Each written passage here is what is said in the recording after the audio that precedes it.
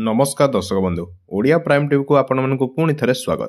एबे केंद्र सरकार आनिचंती चाषी मानक पई खुशी खबर। तेणु कौन रही खुशी खबर ताहा जानिबा पूर्व आम चैनल को सब्सक्राइब करी बेल आइकन को दबाई दियंतु। तेबे सरकार एबे चाषी मानक पई नुआ किसान मानधन योजना आनिचंती। फल परिणत बयस चाषी घरे बसी टंका पाई परिबे। पेंशन अकाउंट को एई टंका पठेबे सरकार।